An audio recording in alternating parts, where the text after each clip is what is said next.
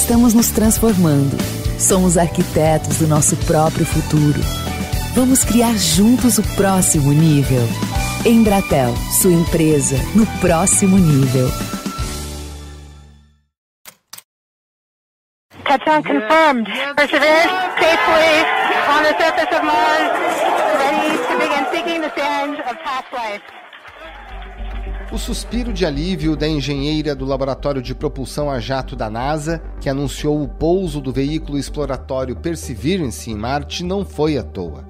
Além dos 7 minutos críticos antes do toque no solo e dos 7 meses de viagem pelo espaço, foram mais de 5 anos de intenso trabalho antes do lançamento do robô cheio de superlativos. O rover tem 1 tonelada, carrega 23 câmeras, 2 microfones e pretende coletar vestígios de um passado com vida no planeta vermelho. É uma sonda de 2 bilhões e 400 milhões de dólares que pousou, ainda há pouco, na cratera chamada Jezero. Os cientistas acreditam que essa cratera tenha sido um lago há 4 bilhões de anos. A ideia dela por lá é procurar vestígios de vida primitiva, unicelular, que possa ter existido em Marte no passado. Para encontrar esses vestígios, analisá-los e prepará-los para, quem sabe um dia, trazê-los para estudos aqui na Terra, a Perseverance dispõe de 7 instrumentos e trabalha com um sistema de produção de energia atômica. O rover também confirma a supremacia dos Estados Unidos na exploração de Marte, já que os americanos são os únicos até agora que conseguiram pousar em segurança. Mas os chineses podem mudar isso em breve, e para o bem da ciência. A Tianwen-1 vai desacelerar lentamente estudando a atmosfera até maio. Então, vai tentar pousar numa planície em que os cientistas acreditam existir uma grande quantidade de água congelada no subsolo. Enquanto os chineses não dão o seu salto histórico, de que forma a NASA pretende descobrir sinais de um passado com vida em Marte, o que torna esse veículo diferente dos anteriores que chegaram ao planeta vermelho? E qual é o papel do cientista brasileiro que atua na missão? Esses são os temas do Ao Ponto desta segunda-feira.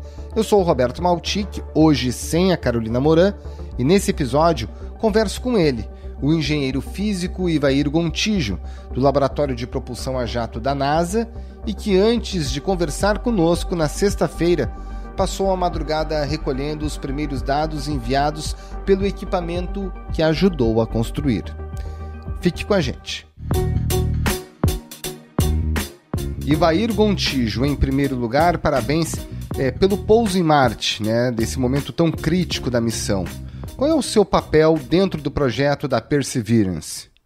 Olha, eu trabalhei em um dos instrumentos, o instrumento SuperCam, que é a supercâmara, desde 2015. Então tem 5 anos que nós trabalhamos nesse instrumento. Esse instrumento foi construído por uma colaboração internacional. Uma parte foi feita na França, em 7 instituições na França, e outra parte no laboratório de Los Alamos, aqui nos Estados Unidos, no estado do Novo México. E também nós levamos para Marte 31 pecinhas de minerais terrestres, diferentes tipos de minerais, para a gente poder recalibrar o instrumento de vez em quando lá em Marte, fazendo medidas nesses minerais que a gente já conhece. Isso foi organizado pela Universidade de Valladolid, na Espanha. Então eu trabalhei com esse grupo de engenheiros e cientistas do mundo todo, e eu os representava quando estava falando com os meus colegas que estavam projetando e construindo o veículo, e vice-versa. Então eu cuidei de todas as interfaces entre esse instrumento e o veículo.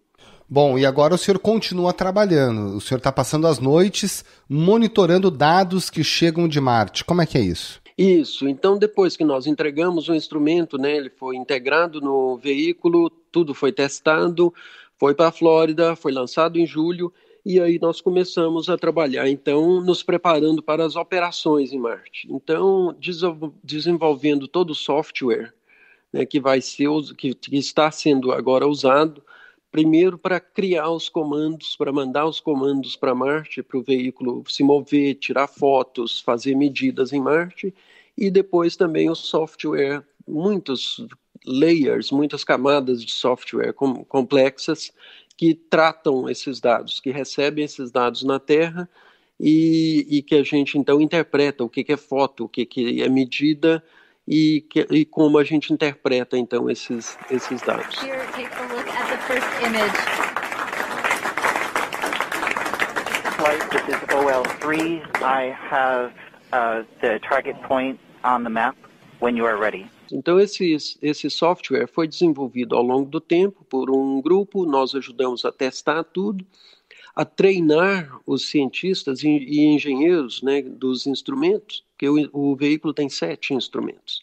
Então nós treinamos esse pessoal todo, porque eles são especialistas nas áreas deles, mas nunca trabalharam numa missão espacial, então eles precisavam ser treinados como fazer isso. E agora, então, nós estamos em operações. Então, 3 ou 4 vezes por dia, no céu marciano, passa um dos satélites da NASA, e quando esse satélite vai passar, o veículo aponta sua antena naquela direção no céu e transmite os dados que ele coletou durante o dia, transmite naquela direção do céu. O satélite recebe esses dados, daí a pouco esse satélite já se moveu e está em uma outra posição que de lá ele pode mandar os dados para a Terra. Então, esses dados estão sendo mandados, não importa se é de manhã, de tarde ou de noite, tem que ter alguém aqui para receber. Então, por exemplo, esses 3 dias, ou essa noite aqui, foi a primeira manhã marciana lá. Então, nós recebemos os dados da primeira manhã marciana, fotos e dados, né, de temperatura e do estado de saúde, que a gente chama, do veículo, e está tudo funcionando perfeitamente. Pois é, qual é o estado de saúde? Algum contratempo ou absolutamente dentro do programado? Não, está tudo dentro do programado, tudo funcionando perfeitamente. Então, foi realmente um pouso espetacular e funcionou tudo como esperado. Mas isso, como dizem, isso é o resultado de muito trabalho, né? Que essas coisas não acontecem por acaso. Justamente, elas não acontecem por acaso porque elas têm tempo de preparação. E nos últimos 7 meses a gente falou muito sobre os desafios da viagem, o desafio de lançamento, o desafio de posicionamento e principalmente esse de chegada ao solo de Marte, que todo mundo fala dos 7 minutos muito tensos, que não há contato ou que há muito pouco contato entre a Terra e o equipamento. Ele usou suas câmeras para ajustar o percurso e cuidou do pouso sozinho, chegando ao solo com segurança. A partir de agora, o senhor diria que inicia uma nova etapa mais difícil ou até mais simples do que essa que acabamos de vivenciar? Bom, a parte mais complexa de tecnologia, né, e com os maiores riscos, realmente é essa entrada na atmosfera, a descida e o pouso em Marte. Então, essa é a parte com os maiores riscos da missão inteira, até mais risco do que durante o lançamento. Mas agora, o interessante agora é que, né, o veículo vai estar se movendo na superfície lá dessa cratera, procurando pelas rochas sedimentares do rio que corria para dentro dessa cratera. Porque a gente vê em fotos orbitais, fotos tiradas pelos satélites, a gente vê claramente o leito seco de um rio que corria e entrava nessa cratera e ele trazia muitos sedimentos. Então, esses sedimentos formaram um delta do rio. Depois que secou tudo, ficou esse barro, esse material todo que foi trazido pelo rio, ficou nesse lugar, secou e virou rocha sedimentar. Então, se a gente quer procurar material orgânico, né, colônias de bactérias, por exemplo, que possam ter fossilizado, não há um local melhor do que procurar nesse tipo de rocha sedimentar. Antes da gente falar das possíveis conquistas, vamos falar um pouquinho dos riscos, né? Os riscos associados à permanência em Marte. O senhor já trabalhou em outra missão em Marte e conhece profundamente o que já se sabe a respeito do planeta. E um dos conhecimentos são essas tempestades. Então, para o pessoal em casa entender, Marte tem uma atmosfera um pouco rarefeita e tem muitas tempestades gravíssimas, né? O quanto que isso implica em risco ou em mudanças para a missão? Acontecem, às vezes, tempestades globais de poeira em Marte, mas tem uma época do ano mais específica do ano marciano em que isso acontece. Então é igual, por exemplo, a época de furacões que acontecem aqui nos Estados Unidos, no Golfo do México, né? É sempre na época assim, no final do verão aqui, setembro, outubro, é que acontecem esses furacões. Em Marte é uma coisa parecida. Mas, por exemplo, essas tempestades de poeira, elas é que destruíram o veículo Opportunity, que foi lançado em 2004, funcionou até 2016 ou 2017, 2016, se não me engano. Mas aquele veículo, ele era movido a energia solar. Então, quando o dia virou noite, por causa da poeira toda na atmosfera, então ele não tinha mais como recarregar as baterias. Já o Perseverance, e como o Curiosity também, eles não usam energia solar. Eles são veículos muito grandes, né, do tamanho de um carro compacto, pesa 1 tonelada na Terra, então não dá para mover isso com energia solar. Então eles usam a fonte atômica, é um gerador térmico de radioisótopo, que gera energia 24 horas por dia, sem parar, e está sempre carregando a bateria. Então, na verdade, esse veículo é elétrico. Então, ele é imune, né, de certa forma, a essas tempestades globais de poeira. E além dessa questão de segurança do próprio equipamento, por conta da inovação tecnológica, quais outras inovações que são fundamentais e que diferenciam essa missão das anteriores? Essa missão tem duas coisas muito interessantes. A primeira é o helicóptero, né? Que ele levou para Marte, agarrado na barriga debaixo do veículo, tem um pequeno helicóptero, é um drone, um helicópterozinho de 2 quilos, que vai ser a primeira vez que a espécie humana vai voar com uma máquina mais pesada do que o ar num outro planeta. Né? E como o ar lá é muito fininho, a densidade atmosférica em Marte é mais ou menos 1% da densidade atmosférica na Terra ao nível do mar. Ou mais ou menos igual à quantidade de ar que tem a 30 quilômetros de altura na nossa atmosfera. Então isso não dá sustentação quase nenhuma. Para conseguir voar no planeta Marte, as hélices desse drone, desse helicóptero, vão ter que girar a mais de 3.000 rotações por minuto, enquanto um helicóptero na Terra gira em torno de 300 vezes. Então, isso vai ser uma grande inovação tecnológica. A outra é que é um instrumento muito interessante, que é o MOXIE, que é um instrumento que, pela primeira vez, nós também vamos produzir oxigênio lá no planeta Marte. Então, esse instrumento MOXIE, ele vai sugar o CO2 da atmosfera marciana e quebrar a molécula de CO2 e produzir oxigênio, que é mais ou menos o que as plantas fazem aqui na Terra, né? Elas transformam o CO2 em oxigênio. Então, a gente pode imaginar, né, que no futuro uma versão bem maior e mais sofisticada de alguma coisa parecida com esse instrumento vai estar funcionando em Marte, produzindo oxigênio e armazenando esse oxigênio para a chegada dos humanos lá pela primeira vez. Ou seja, se essa tecnologia ficar consolidada, a gente pode começar a pensar em habitar. A gente pode começar a pensar, pelo menos, a uma viagem, né, tripulada para Marte. E isso está dentro do radar? Eu acho que é um desejo, né, de todo mundo, mas não, isso são coisas, né, que só a NASA mesmo que discute ou que sabe sobre isso. Nós só trabalhamos mesmo com essas missões não tripuladas no momento. A ideia é ir à órbita da Lua. E na década de 2030, o sonho, levar o homem a Marte e às luas do planeta vermelho. O nosso objetivo é que essa missão do Perseverance é, na verdade, a primeira de 3. A ideia é que ele vai coletar amostras que vão ser trazidas de volta para a Terra no futuro. Bom, agora, além dessas amostras e dessa evolução tecnológica, o senhor já mencionou transformar CO2 em oxigênio, o senhor já falou do leito do rio, né, das marcas da topografia de Marte que demonstram que, de fato, ali sim passou um rio.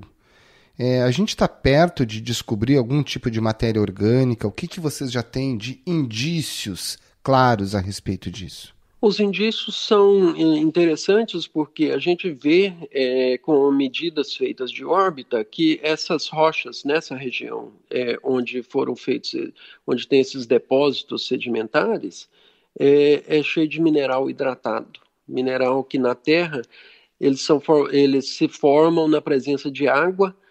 E lá, então, se existia um lago dentro dessa cratera, se tinha um rio trazendo sedimentos para dentro, se tem mineral, se tem material orgânico marciano, esse é um dos melhores lugares para a gente procurar por ele.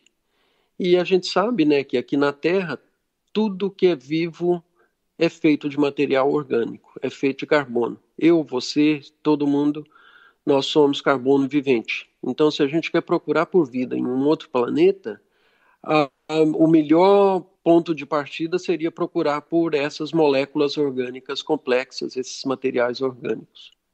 O senhor consegue imaginar dentro de quanto tempo a gente começa a ter esse tipo de resposta? Se há ainda algum vestígio, se há de fato matéria, ou se nunca houve matéria orgânica por ali?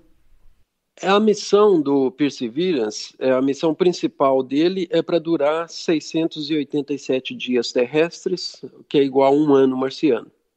Então, espera-se que ele vai descobrir material orgânico durante esse período e, quando descobrir, ele vai coletar amostras que vão ser colocadas dentro de tubinhos metálicos, que vão ser selados por ele mesmo para ser deixados lá na superfície de Marte. Então, é mais ou menos essa a escala de tempo.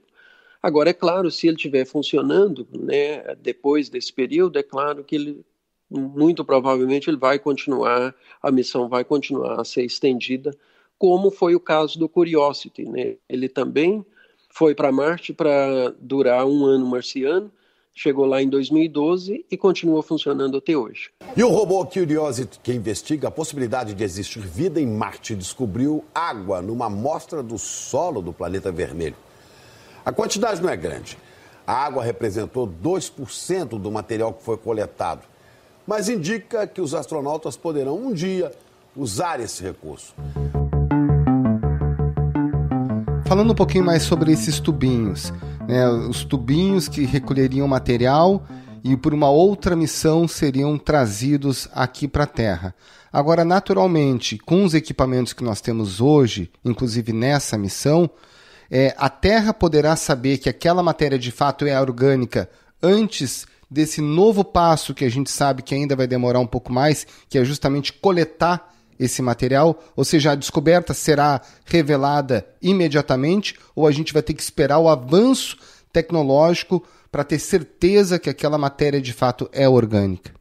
A gente vai saber lá em Marte ainda.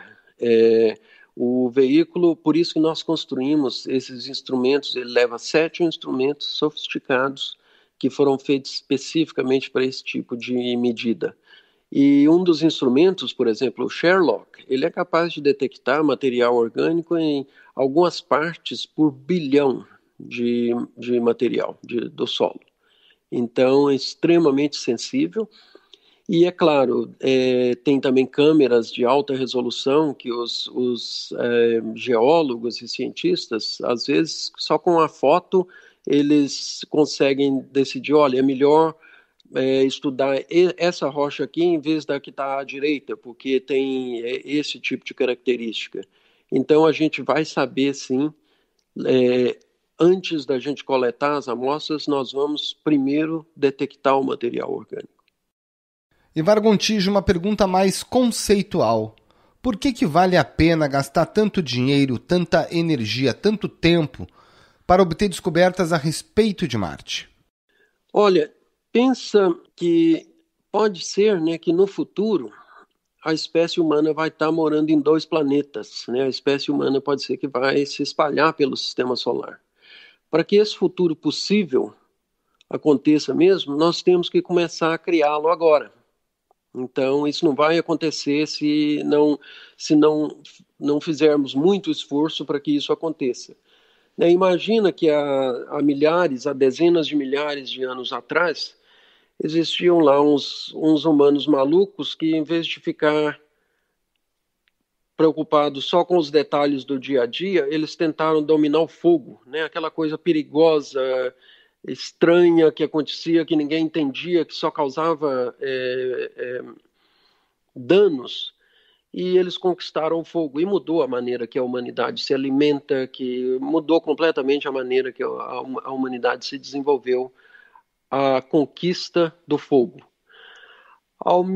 Uma coisa parecida, a invenção do avião, né, da aviação. No início, quando isso estava sendo desenvolvido, as pessoas também não viam que isso ia mudar completamente como a humanidade ia viajar. E eu acho que a exploração espacial é uma coisa parecida. Tem o potencial para mudar completamente o futuro da humanidade. A gente tem perguntas ainda sem respostas aqui na Terra. Por exemplo, como funciona a dinâmica das mudanças climáticas. A gente, inclusive, tem dúvidas sobre a origem da Lua. O quanto que esse tipo de missão pode nos ajudar a fornecer respostas a essas perguntas?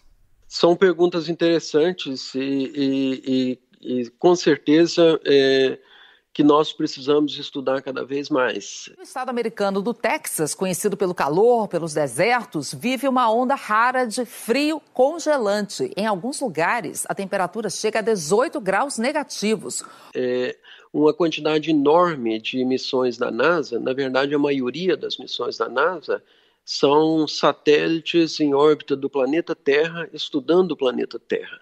Então existe, por exemplo, o que é chamado Trem da Tarde, que é um conjunto de satélites que passam um atrás do outro, em uma fila, mais ou menos 5 minutos um depois do outro, sempre cruzando o equador da Terra no mesmo horário, que aí a quantidade de luz é a mesma, eles estão numa órbita heliosíncrona, que é chamada, para estudar o planeta Terra. Então, e é claro, muito dado sendo coletado, né, há mais de 30 anos, por exemplo, que existem medidas do oceano, de como o oceano está subindo, o nível dos oceanos está subindo. Então, isso tudo está sendo estudado. Imagina que agora nós podemos também estudar o planeta Marte, que é um planeta que há 3 bilhões de anos atrás era muito parecido com a Terra.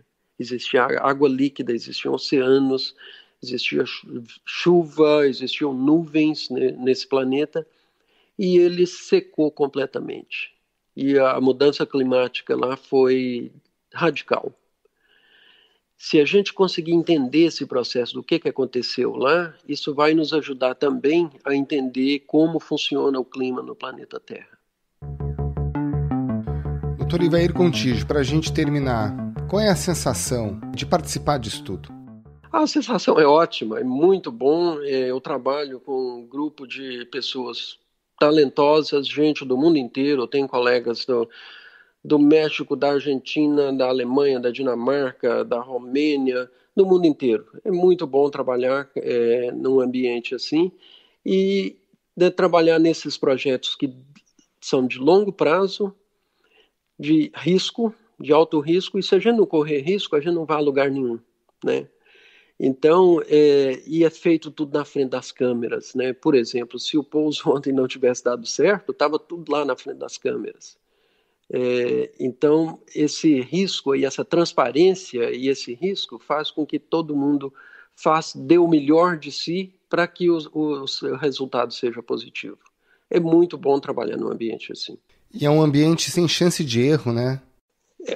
A quantidade de erro que pode acontecer é enorme, né? Então, essas coisas só acontecem porque nós estamos sempre olhando, planejando para o pior cenário possível e esperando que vai ser o melhor cenário no final, porque a gente tenta descobrir quais são todas as maneiras possíveis de que essa coisa pode dar errado e descobrir, então, como a gente vai transformar um erro em sucesso.